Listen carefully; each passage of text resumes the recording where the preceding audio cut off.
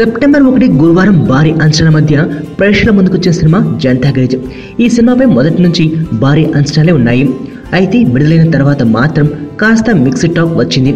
ఎన్టీఆర్ కొరటాల శివ కాంబినేషన్లో వచ్చిన ఈ సినిమా సూపరా యావరేజా అనే టాపిక్ కాసేపు పక్కన పెడితే ఈ సినిమాలో చెప్పుకోదగ్గ ఆకర్షణలు చాలానే ఉన్నాయి. అయితే అన్ని ఆకర్షణలోనూ ఈ సినిమాలోని ఒక ఎపిసోడ్ గురించి ప్రత్యేకంగా చెప్పుకోవాలి.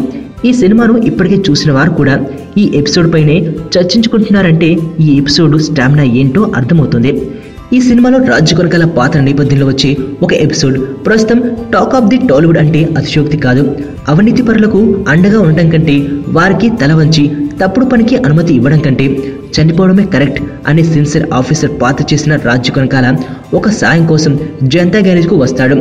అతడు వెనక్కి వెళ్ళిపోయినా తిరిగి పిలిపించి అతడికి అండగా నిలుస్తానని చెప్తాడు ఎన్టీఆర్. ఈ క్రమంలో రాజు కొనకాల ఇంటి వద్ద నుంచి మొదలై జీహెచ్ఎంసీ కార్యాలయంలో జరిగే ఫైట్స్ వరకు ఉన్న 20 నిమిషాల ఎపిసోడ్ సినిమాకే హైలైట్ అయింది. ఈ సన్నివేశంలో ఎన్టీఆర్ నటన, కొరటాల శివ డైలాగులు అద్భుతమనే చెప్పాలి. కొరటాల మాటలకున్న పదునింతో ఈ సన్నివేశంలో తెలుస్తుంది. ఎన్టీఆర్ ఎంత మంచి నటుడో, డైలాగ్ డెలివరీలో అతనుకున్న టాలెంట్ ఏంటో కొరటాల మాటలకున్న పదునింతో ఈ సన్నివేశంలో తెలుస్తోంది. ఈ సన్నివేశంలో ప్రేక్షకులు కళ్ళు చెవులు పూర్తిగా తెరపైనే కేంద్రీకరించాల్సిన పరిస్థితి. తెలుగులో ఈ మధ్యకాలంలో వచ్చిన బెస్ట్ సీన్స్లో ఒకటిగా దీన్ని చెబుతున్నారు సినీ విశ్లేషకులు.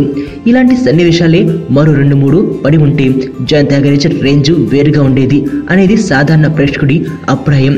ఏది ఏమైనా ఈ ఎపిసోడ్ మాత్రం జనతా గ్యారేజ్ ని నిలబెట్టిందనే చెప్పాలి. నేను ఆనంద్.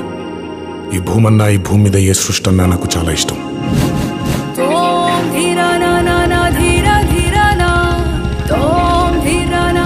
చెట్లు, మొక్కలు, గాలి, నీరు, వాటిని కాపాడుకోవటమే నా పని కూడా.